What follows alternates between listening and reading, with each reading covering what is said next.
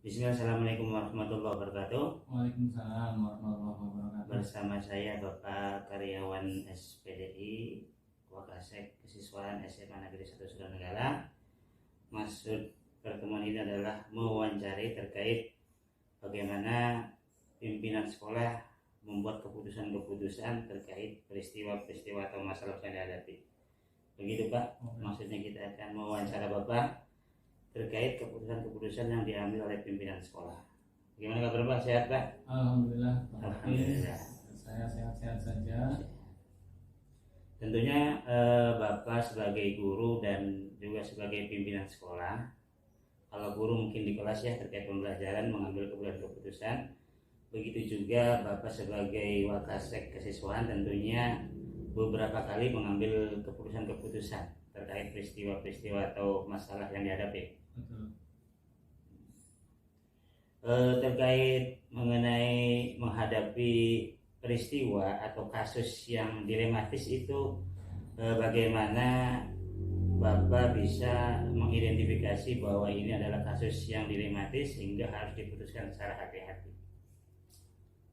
Ketika ada kasus yang saya hadapi atau permasalahan yang dihadapi di SMA 1 Suranegara ini, tentunya saya akan mengidentifikasi dulu seberapa besar kadar ataupun resiko yang akan diambil ketika saya mengambil keputusan final ya.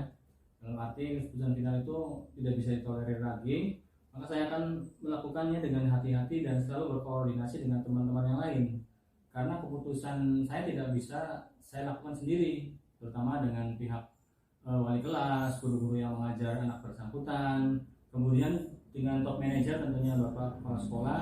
Saya juga berkonsultasi Bapak Ki, dan tentu tidak langsung eksekusi ya, tetapi kita pelan-pelan dengan cara apakah bisa diselamatkan. Ketika solusi A tidak bisa diselesaikan dengan baik, maka mau tidak mau ya solusi B ya. Solusi B itu ya tentunya dengan berat hati, misalnya sampai dengan memindahkan atau mengeluarkan ketika memang pelanggarannya itu sangat fatal dan melanggar aturan atau tata tertib yang ada di sekolah. Itu berarti terkait kedisiplinan siswa ya, terkait aturan-aturan yang berlaku. Kemudian bagaimana Bapak menjalankan proses pengambilan keputusan di sekolah, terutama terkait kasus-kasus yang dilema etika atau wujudan moral, baik benar lawan benar, dan bagaimana biasanya langkah-langkah yang akan Bapak lakukan? Tentunya langkah-langkah yang saya lakukan ketika ada kasus benar lawan benar ataupun wujudan moral ya, tentunya saya selalu berkolaborasi dengan teman-teman yang lain. Misalkan ada kasus anak tidak pernah masuk, nah tentunya kita cari why-nya, mengapa yang tidak langsung kita vonis nih anak ini malas nih, tapi kita tentunya berkolaborasi dengan wali kelas, mengadakan home visit, kondisi anak itu seperti apa, apakah kemalasannya ini ada penyebabnya. Yang pertama biasanya atau kebanyakan mereka itu untuk survive Pak. Jadi mereka boro-boro untuk mengenyam pendidikan yang layak di SMA kita ini, sementara kehidupannya itu untuk mempertahankan diri saja sulit, terutama untuk mencari nafkah misalkan, ataupun sandangnya itu sandang dan pangan serta papannya itu tidak layak ya. Ada yang hidupnya sendiri dengan neneknya yang lagi sakit, jadi mereka harus mempertahankan hidup dulu daripada harus bersekolah. Itu yang harus kita pahami. Itu juga dilema etika seperti itu. Kadang memang masalah itu seperti tidak seperti yang kita kira. Betul. Ternyata banyak cerita di balik peristiwa yang terjadi. Betul. Atau masalah-masalah yang dihadapi, dan kita itu harus bisa mendalaminya sehingga membuat keputusan yang terbaik. Itu sebagai salah satu prosedur selain berkolaborasi dengan pihak-pihak terkait di sekolah. Kemudian kira-kira Bapak, apa hal yang selama ini Bapak anggap efektif dalam pengambilan keputusan itu apa yang bisa membantu Bapak dalam memutuskan suatu masalah? Tindakan yang paling efektif adalah tentunya dengan hati ya, dengan hati, dengan pendekatan keluarga tentunya, memberikan pemahaman. Contoh misalkan kemarin ada anak yang sakit ya, kelas 10, kelas 12. Nah, di saat itu kan tentunya kalau melihat record dari kehadiran kan minus tuh. Kemudian untuk pemulihan dia supaya fokus kepada kesembuhannya, akhirnya saya menyarankan istirahat dulu lah, rest dulu selama 1 tahun daripada mengejar kelulusan tapi kesehatannya itu terganggu. Maka kami dengan BK dan wali kelas memberikan pengertian bahwa pendidikan itu bisa ditunda sementara untuk pemulihan kesembuhannya dulu. Dan alhamdulillah pihak keluarga mau dengan sadar untuk menangguhkan pendidikan, artinya menunda kelulusannya itu hingga tahun berikutnya. Alhamdulillah bisa terselesaikan dengan baik. Jadi intinya dengan pendekatan dan sistem kekeluargaan, dengan pemahaman kepada orang tua. Dan itu pun sebenarnya terbaik untuk anak itu sendiri. Betul. Ya, seperti itu. Kemudian kira-kira dalam menghadapi masalah-masalah dilema itu kan tidak mudah. Kira-kira tantangannya seperti apa? Tantangannya banyak Pak ya. Jadi di satu sisi kita melihat sisi manusiawi ya, tidak langsung memvonis, mengeluarkan ataupun memberikan punishment yang menyakitkan ya. Tetapi kita juga harus melihat sisi-sisi moral, sisi-sisi manusiawinya, sehingga ketika kita memutuskan sesuatu tidak ada yang tersakiti. Tapi dengan penyelesaian yang lebih baik, yang terbaik yang mana, ataupun yang buruk daripada yang terburuk tetap harus diambil seperti itu. Jadi ada yang terbaik dari hal-hal yang buruk, kira-kira opsi terbaiknya seperti apa? Mungkin seperti itu. Kira-kira Bapak dalam menghadapi atau mengambil keputusan itu apakah diputuskan di tempat atau dijadwal atau dikaji terlebih dahulu atau seperti apa? Tentunya kita identifikasi Bapak ya. Identifikasi kemudian kita kasih waktu, tenggang waktunya, kasih kesempatan dulu. Ketika tidak bisa memenuhi kesempatan itu yang kita berikan, maka mau tidak mau sesuai dengan konsekuensi yang sudah diberikan, kita berikan jalan keluar terakhir ya. Dan mereka tidak akan menolak ketika memang kami sudah berikan kesempatan terakhir tapi tidak dimanfaatkan dengan baik. Mau tidak mau mereka juga dengan ikhlas mengambil keputusan yang kami ambil juga diterima oleh mereka. Ya. Kemudian ini Pak terkait keputusan yang diambil, tentunya kan tidak berdiri sendiri kita ya memutuskan. Kira-kira hal-hal apa saja yang mempermudah atau pihak-pihak mana saja yang kira-kira bisa membantu Bapak dalam pengambilan keputusan? Oke, tentunya memang saya tidak bisa memutuskan sendiri, tetap berkolaborasi dengan warga sekolah, dengan jajaran Wakasek yang lain, dengan guru-guru, dengan wali kelas, terutama dengan top manager yang ini Bapak Kepala Sekolah. Saya minta saran dari Bapak Kepala Sekolah seperti apa, kemudian regulasi dan aturan tata tertib kita seperti apa, maka dari situ saya baru bisa mengkaji dan bisa memutuskan seperti itu. Seperti itu Pak ya, memang butuh kolaborasi. Betul. Sehingga lebih meringankan masalah berat menjadi ringan. Seperti itu. Kemudian dari Bapak selama Bapak menjabat sebagai Wakasek, kira-kira terkait memutuskan permasalahan dilema etik itu apa saja hal-hal pembelajaran yang dapat dipetik? Banyak Pak ya. Jadi pembelajaran yang saya petik, ternyata apa yang kita tampak dari luar belum tentu pada kenyataannya sesuai dengan kenyataan yang ada. Tadi sudah diungkap di awal, ketika ada alasan-alasan anak tidak masuk sekolah, anak-anak punya masalah, tentunya kita cari mengapa, alasannya itu apa begitu. Jadi kita lebih bijaksana ya, satu, lebih sabar, lebih tegar, kemudian lebih bisa berkolaborasi dengan teman-teman yang lain, mengekang ataupun menghilangkan ego kita ya, dimana kita posisinya sebagai apa dan yang lain sebagai apa, tetap kita jalin kerjasama dengan baik supaya bisa memberikan solusi terbaik baik bagi pihak sekolah ataupun pihak peserta didik atau murid. Seperti itu. Seperti itu Pak ya. Memang kita semakin mengalami banyak hal, kita akan semakin berpengalaman dan lebih bijaksana. Iya. Demikian Pak. Terima kasih atas sesi wawancaranya. Semoga aktivitas ke depan Bapak lebih lebih banyak hal yang didapatkan dan tentunya lebih mendewasakan kita. Oke, sama-sama. Sebagai warga sekolah, tentunya juga sebagai pimpinan sekolah. Terima kasih Pak. Sama-sama Pak. Ya. Demikian wawancara dengan Bapak karyawan SPDI Wakasek Kesiswaan SMA Negeri Sulawesi Tenggara terkait bagaimana pengambilan dan pengujian keputusan. Sekian, assalamualaikum warahmatullahi wabarakatuh.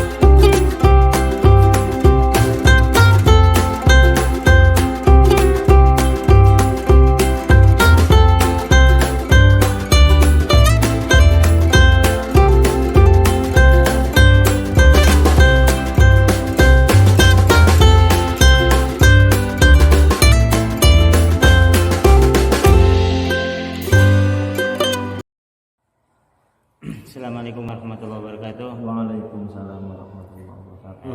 Baik, hari ini kita berjumpa, bertemu, bersua dengan Bapak Ali Zainal Abidin, salah satu pimpinan di MTS Nurul Huda Muncul. Pada hari ini kita akan melaksanakan wawancara. Mohon izin untuk mewawancara. Bagaimana kabarnya Bapak? Alhamdulillah. Alhamdulillah. Mohon izin untuk mewawancara. Sekiranya sebelum kita lebih jauh mewawancara terkait tema wawancara, sekiranya Bapak mohon izin untuk bisa memperkenalkan diri Bapak. Silakan. Bismillahirrahmanirrahim. Nama saya Ali Zainal Abidin. Saya dari Cirebon. Sekarang saya sebagai salah satu wakil kepala madrasah pimpinan di MTS Nurul Huda Muncul, Kecamatan Kabupaten Cirebon. Ini cukup. Iya, terima kasih sebagai perkenalannya.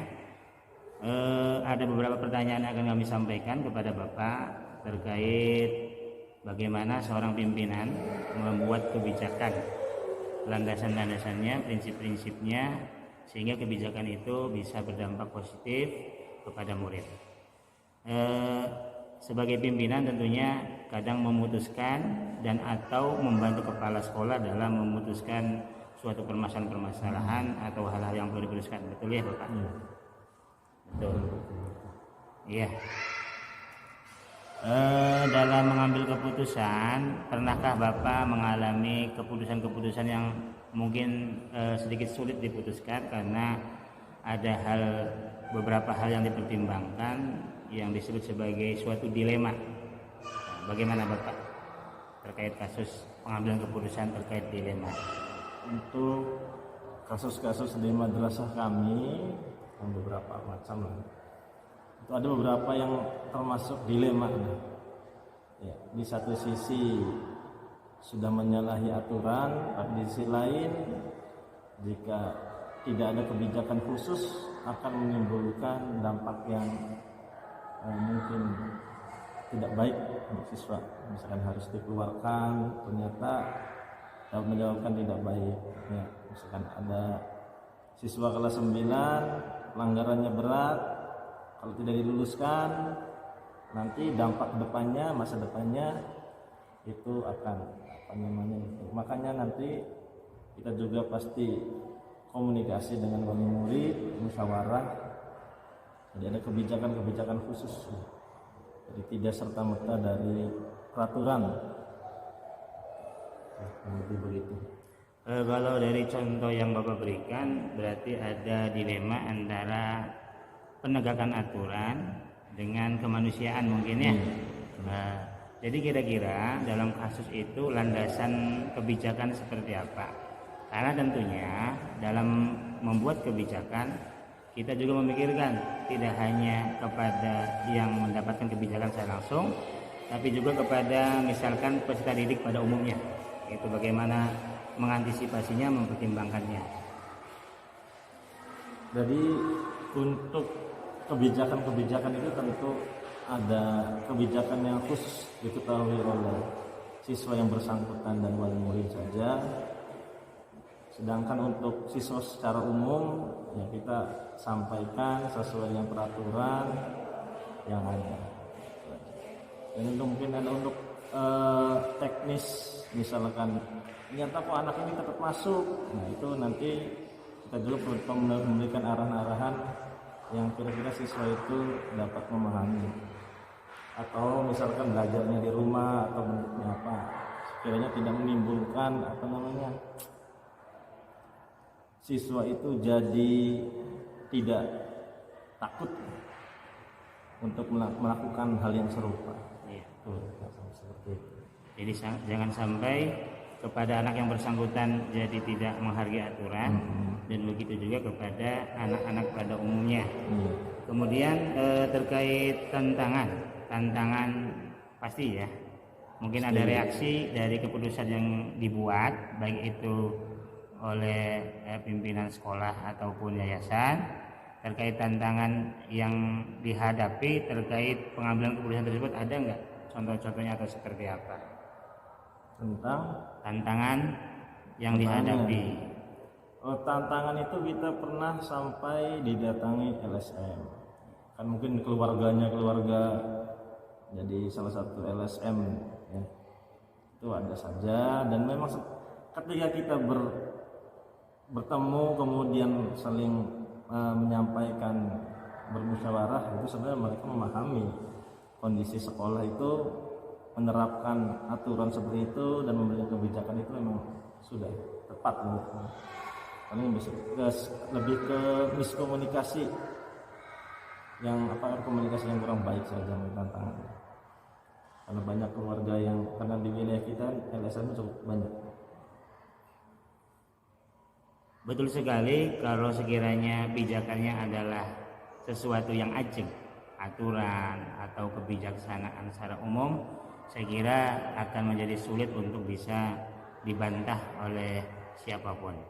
Kemudian apa saja yang selama ini Anda anggap efektif dalam pengambilan keputusan terkait kasus dilema etik? Apakah harus sesuai aturan atau kemanusiaan atau seperti apa? Selama ini kita tuh memberikan pemahaman tentang konsekuensi biasanya sih. Seperti kemarin itu ada siswa banyak alpanya, banyak bolosnya, diberi konsekuensi. Silahkan kami beri kesempatan, tapi konsekuensinya ini. Siap atau tidak? Ya, bersama dengan orang tua, diketahui oleh orang tua, memberikan pernyataan bersama-sama siap menerima konsekuensi. Karena konsekuensi tentu siswa itu menjadi sadar. Jika saya melakukan yang A, maka konsekuensinya sudah jelas. Lebih ke arah situ. Jadi tentunya dari yang disampaikan oleh Bapak bahwa memang keputusan itu adalah tidak sendiri ya, tidak sendiri. Bersama-sama kolektif dan memang dibahas, didiskusikan sehingga dihasilkan keputusan-keputusan yang baik. Yang itu mungkin mempermudah ya, mempermudah sekolah dalam membuat kebijakan yang sekiranya bisa tepat dan dapat dilaksanakan. sekiranya ini kan dinamika persekolahan kan luar biasa, terus bergerak, berubah, tantangannya banyak. Tentunya dalam pengambilan keputusan banyak pengalaman yang diambil ya. Kira-kira seperti apa Bapak menggambarkan dinamika persekolahan dalam menghadapi kasus-kasus, dan bagaimana perkembangan Bapak semakin dewasa atau seperti apa dalam menangani kasus? Yang pertama, kita di sekolah itu bersyukur ya. Pertama, ada sumber daya manusia yang tepat. BK kita itu dari psikolog, ya, sarjana psikologi. Kemudian kita juga dengan komite sangat dekat, kemudian dengan masyarakat juga, terutama dengan pengasuh pondok pesantren di sekitar itu sangat dekat, sehingga dalam menangani hal-hal ini pengalaman kita itu cenderung lebih mudah atau lebih cepat, karena memang kedekatan secara emosi juga kita dengan wali murid, dan itu bisa memberikan hasil yang lebih baik. Pengalamannya lebih ke itu aja sih, kedekatan yang mempermudah lah. Jadi perlu secara kedekatan keluargaan dengan wali murid. Terkait pengambilan keputusan, bagaimana cara pengambilan keputusan, kemudian prosedurnya seperti apa? Apakah misalkan ada masalah langsung diputuskan atau seperti apa? Mungkin juga diperhatikan kadar permasalahan yang dihadapi. Itu bagaimana? Jadi kalau permasalahan siswa itu kan ada istilah SP gitu ya, SP 1, 2, 3, kemudian surat perjanjian, dan terakhir itu surat pernyataan. Pernyataan itu ada dua, ada pernyataan siap belajar di sini dengan memberikan konsekuensi yang jelas, yang konkret, dan beberapa siswa juga melakukan hal itu. Jadi sampai ada santri itu diberikan konsekuensi dilarang pulang sampai ujian, dan mereka menyanggupi. Atau beberapa santri yang bermasalah. Untuk daerah sini, siswa daerah pribumi juga sama. Setelah SP surat pernyataan konsekuensi, baru jika masih saja maka ada surat pernyataan pengunduran diri atau disuruh memilih lah, mengundurkan diri atau pindah sekolah. Yang seperti itu langkah-langkahnya. Kalau contoh kasus untuk terkait rekan sejawat ada Pak ya? Ada. Ya ada. Dan mungkin diselesaikan hampir dengan cara yang sama mungkin ya. Iya. Ada aturan, ada diskusi dengan pihak terkait, sehingga permasalahan dapat diputuskan dengan baik dan bijaksana. Mungkin itu, terima kasih Bapak atas wawancara hari ini. Semoga Bapak dalam menjalankan aktivitas sehari-hari, terutama dalam kegiatan persekolahan, dapat berjalan lancar dengan lancar dan tertib. Terima kasih. Sama-sama. Demikian wawancara dengan Bapak Ali Zainal-Abidin SPDI, Wakil Kepala Sekolah Bidang Kurikulum MTS Nurul Huda Munjul, terkait bagaimana seorang pimpinan dalam mengambil keputusan. Terima kasih. Wassalamualaikum warahmatullahi wabarakatuh.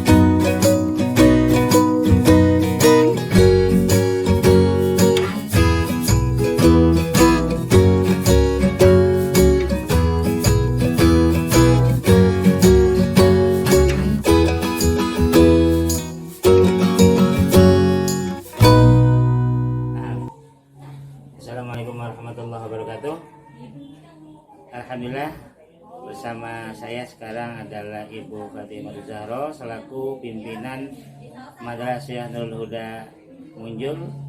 Adapun maksudnya kita bersua adalah melaksanakan wawancara terkait bagaimana cara pengambilan keputusan seorang guru ataupun seorang pimpinan dari sebuah institusi sekolah. Baik, Assalamualaikum Ibu, bagaimana kabarnya? Alhamdulillah.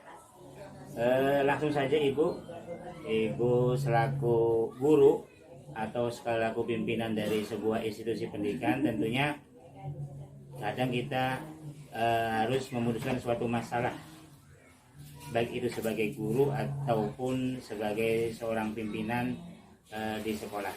Bagaimana Ibu sebagai guru ataupun sebagai pimpinan, utamanya sebagai pimpinan dalam mengambil keputusan dari suatu masalah?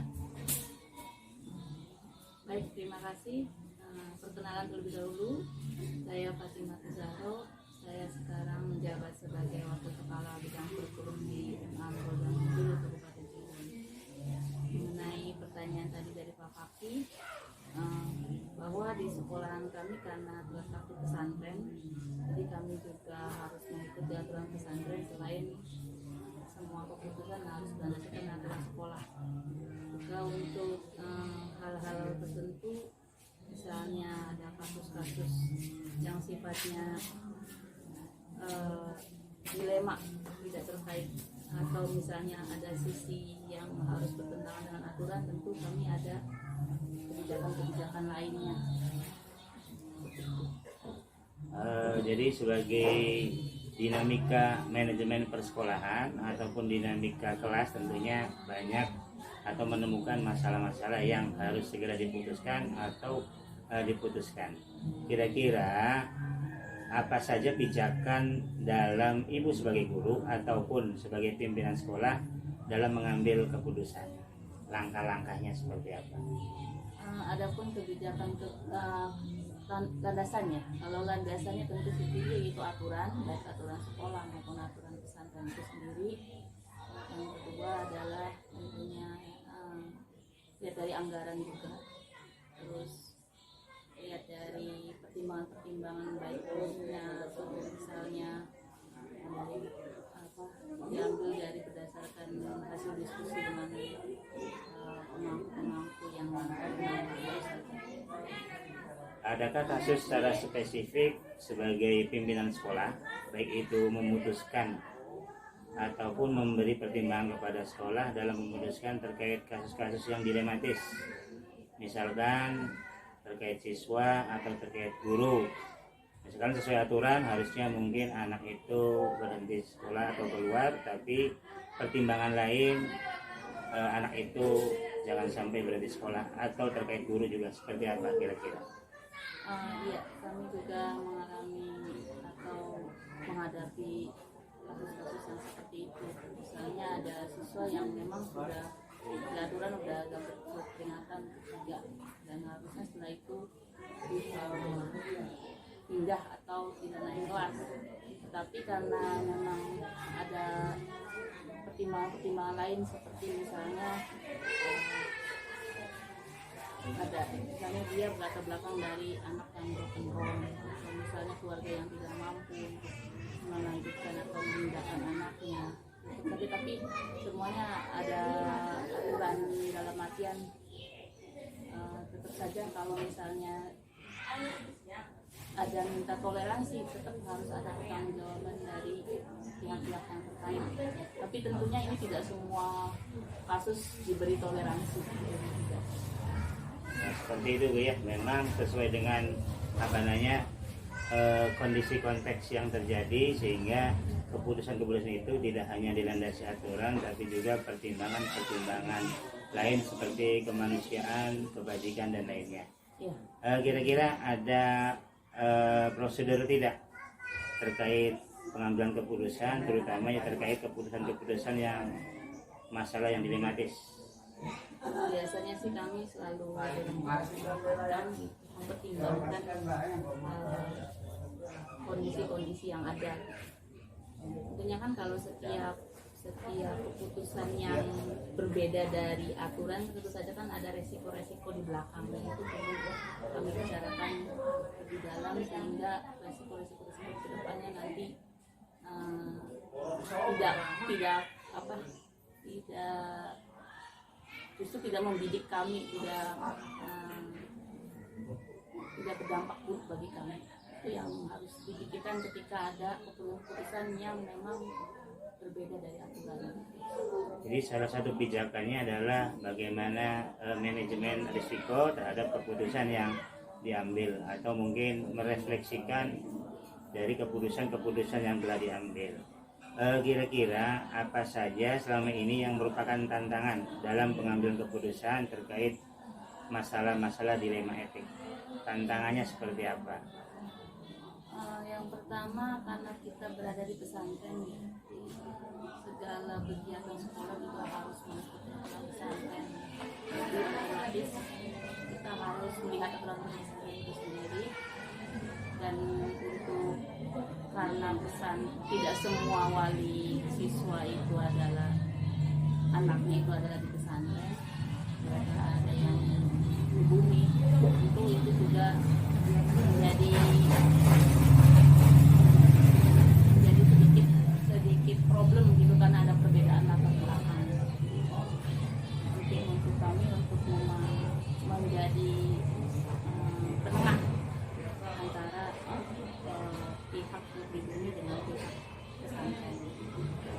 Kira-kira dalam pengambilan keputusan siapa atau hal-hal apa yang sekiranya bisa membantu atau mempermudah dalam pengambilan keputusan terkait dilema etika? Siapa dan faktor-faktor apa yang mempermudah atau membantu terkait kita membuat keputusan terkait hal-hal tersebut? Selama ini kami masih menjalannya dengan baik, karena kita tentu saja komunikasi antar pihak-pihaknya masih lancar, kita masih terbuka dengan masukan, juga yang paling membantu lagi, walaupun basic dari wali murid ada yang berlatar belakang wali murid yang anaknya santri dan non santri, tapi selama ini masih beliau atau wali murid itu masih menghormati keputusan sekolah dengan baik, jadi tidak ada gesekan-gesekan yang cukup membuat kami kesulitan, tidak ada. Sampai saat ini masih komunikasi lancar. Terkait permasalahan yang harus diputuskan, kira-kira biasanya diselesaikan di tempat atau perlu sesi khusus untuk memutuskan atau penjadwalan terkait pengambilan keputusan, itu seperti apa? Iya, tentunya kalau untuk masalah cara pengambilan tentu aja berbeda tergantung kalau memang butuh sesi khusus misalnya mendiskusikan, merapatkan dibicarakan lebih dalam, itu ada sesi khusus, tergantung dari masalah yang terhadapi. Seperti itu Bu ya. Dari semua hal yang telah disampaikan tadi, sekiranya pembelajaran apa yang dapat Ibu petik terkait pengalaman dalam Ibu mengambil keputusan atau memberikan rekomendasi pengambilan keputusan terkait dilema etika? Yang pertama yang bisa dipetik adalah bahwa kita tetap mengacu kepada peraturan. Kita harus melihat peraturan yang pertama. Yang kedua, tetap harus melihat kondisi lingkungan, kondisi pihak-pihak yang terkait, dan juga kondisi sekolah itu sendiri. Jadi tetap kita melihat berbagai aspek untuk mengambil keputusan, sehingga diharapkan keputusan yang diambil adalah baik untuk semua. Demikian Ibu sesi wawancara hari ini.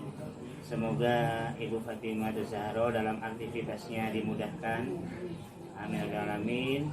Demikian wawancara dengan Ibu Fatimah Zahro, semoga bermanfaat. Kita tutup dengan alhamdulillah. Alhamdulillahirabbil alamin. Wassalamualaikum warahmatullahi wabarakatuh.